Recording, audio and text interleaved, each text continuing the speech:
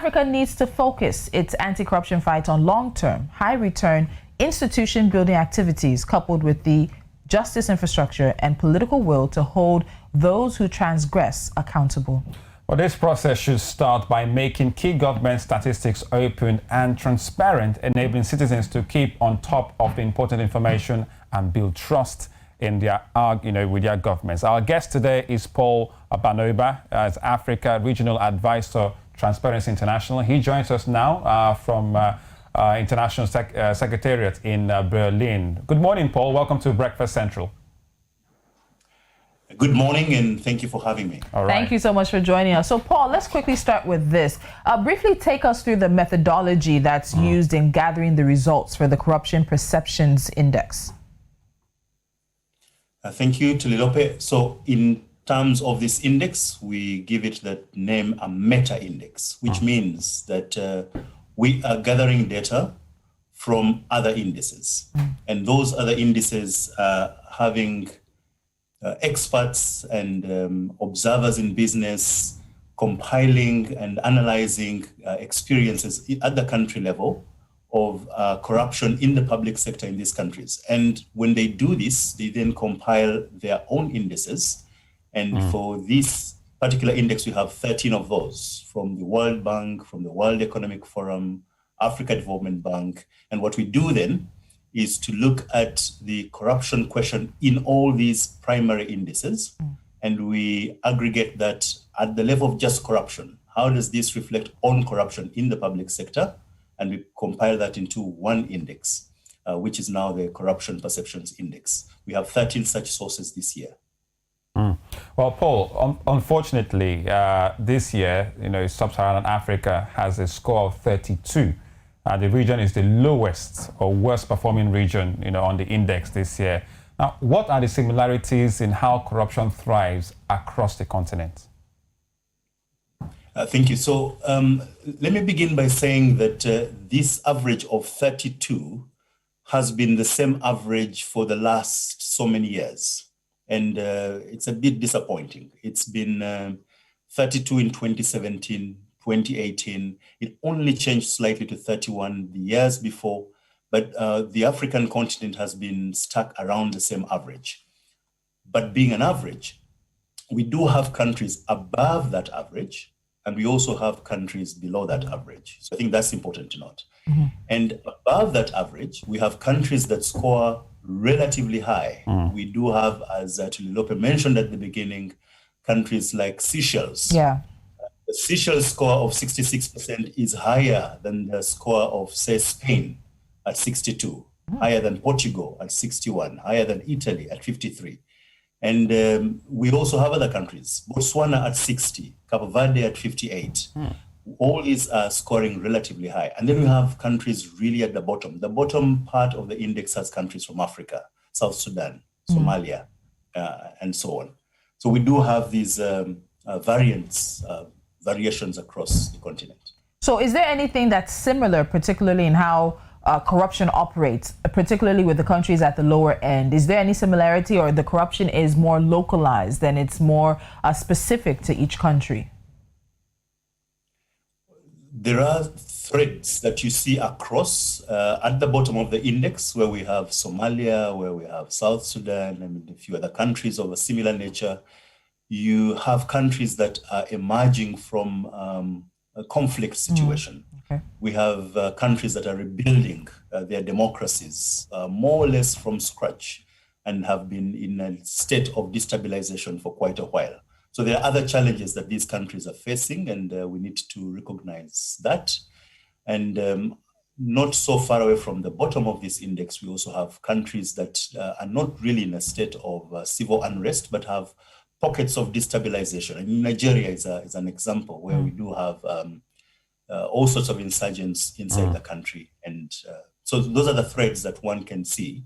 And they relate to how the democratic system and the governance system is structured and how stable it is in such a country. Let me quickly ask about Seychelles. You mentioned them earlier. What are they doing right? They have a score, as you said, that's even higher than Spain. What are they doing right in terms of being the least corrupt country on the African continent? So for the countries that are scoring quite high, Seychelles is not alone. I did mention Botswana, Yes. Cabo Verde, Rwanda. Rwanda is at 54% this year. Mauritius at 53. There are some advantages that one sees. A long tradition of very consistent commitment against corruption. And how is this reflected?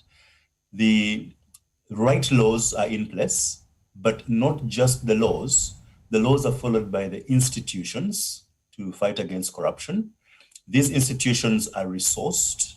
They have the right resources, they have the right capacities, and these institutions have the independence to do their work. There's very little interruption. If you might see some of the countries that perform rather poorly, we do have the separation of powers mixed up.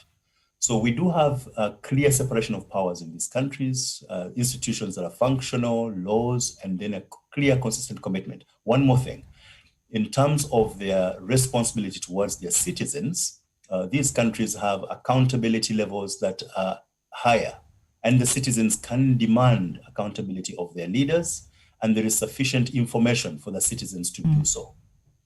Yeah, Paul, but with the integrity challenges, highlighted among even, the highest scoring countries, now this proves that no country is free from corruption, at least in 2020. Now, Transparency International recommended that to reduce corruption and better respond to future crises, all governments need to ensure open and transparent transaction and strengthen oversight institutions, which you just talked about.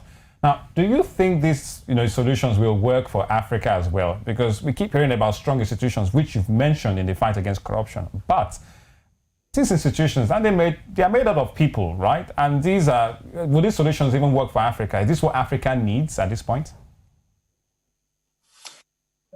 Yes, I think it's quite true. Corruption is a global phenomenon. No country is immune. The highest country scored 88. So we do not have 100%, not even 90% this time round. So it's a global situation. It's a global phenomenon. We're all facing it. The countries that score better have, like we said, these institutions in place. Now, Africa, yes, institutions are made of people.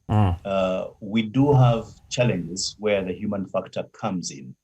But where you do have the right laws and the right laws are implemented, even that human factor is addressed, because if Paul, who is responsible for an accountability institution, messes up, the laws need to be in place to hold Paul accountable. And the laws need to work, the judicial systems need to work, and there needs to be no impunity. What we have in Africa is that a number of times, these human beings running institutions somewhat enjoy a level of impunity in some countries. When they do engage in corrupt acts, the laws seem to not to affect them, and that sends the country down on a spiral, because even then the citizens will believe that this person is above the law. The law does not apply to some people, and they then talk of the big fish that the corruption institutions cannot touch, and that is the challenge in a number of our countries. All right, so let's talk about some of these institutions. Benin Republic set up the National Anti-Corruption Authority in 2012. Liberia has the Liberian Anti-Corruption Commission, which was set up in 2008. In Nigeria, you have the Economic and Financial Crimes Commission, as well as the Independent Corrupt Practices and Other Related Offenses Commissions. Now, they are all saddled with the responsibility of tackling graft. You also have Senegal, which has the National Office for the Fight Against Fraud and Corruption. With all of these anti-corruption agencies in place, corruption still thrives in many of these countries. Paul, what are we not getting right? Obviously, the rhetoric is there. The laws are even there in many of these countries. But as you said, sometimes the big fish, sometimes making sure that these institutions are able to carry out their processes, having transparency in the judicial system. What are we not getting right? You have it, Tuli Lopez. So it is a mistake to imagine that there is a one magic bullet to fight against corruption. And if we thought of these institutions as the panacea, that this is solved because we have an institution in place, then we get it wrong at that point because of the nature of the problem. Corruption is a multifaceted problem, and it touches every small sector of the society, from ourselves at the family level, household level, to the institutions we're talking about. And the institutions need, therefore, to be thought of as part of a machinery that works against corruption. If these institutions, in terms of that machinery, well-resourced, independent, and there is no interference when they start a prosecution against a one Paul who has gone rogue, then that stands better chances of serving its society. We do have a number of these institutions, as you've mentioned, and where they are resourced, independent, and work in tandem with other institutions of a similar responsibility, we see results. And we're seeing that in Senegal, for example.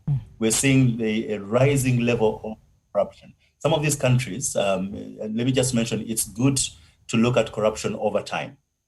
So if you look at 2012, when we started this similar level of the index that you can compare across years, if you compare from 2012, the rise in Senegal is phenomenal. And yes, Senegal is scoring 44 now, but it's important to remember that their score was really terrible a few years back. It's possible to improve over time with the right institutions, the right laws, independence of these institutions, resourcing. Having the institution in place and it's not resourced ties their hands behind their backs, so to speak. Now, Paul, it's essential, that many African countries, fight corruption systematically, and one of the ways that people have talked about that it might help is, technology, its advent, which can enable us build electronic platforms to manage government finances, like biometric systems to bring integrity to our personal and government payment systems. So, what impact has technology had in the fight for corruption in Africa? What impact can it even have? A very important factor.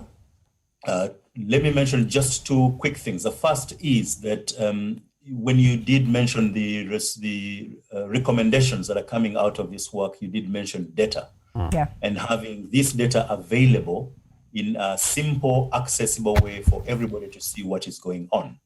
Technology would play a great role, or does, in fact, play a great role in availing information in an easy way that we can all access and process. And technology also, on the other side, is advancing a number of processes in very many different institutions that minimize the human factor. One of the biggest challenges in corruption is the human person, Paul, having leverage and discretion as to what to do, when, and determining this and that. When you minimize that human factor, and which technology can help with, the corruption risk reduces. So that is one way. And then we also need to remember that corruption itself uses technology. So technology on the other side is advancing. Therefore, anti-corruption needs to be also equipped with the right technology to counter the advances of corruption that are facilitated by technology. All right, Paul Banoba, thank you so much for joining us. Africa Regional Advisor for Transparency International, joining us from Transparency's International Secretariat in Berlin, Germany. Thank you so much for your conversation. We'll definitely be having you back. It's been a pleasure. Thank you very much. Thank you.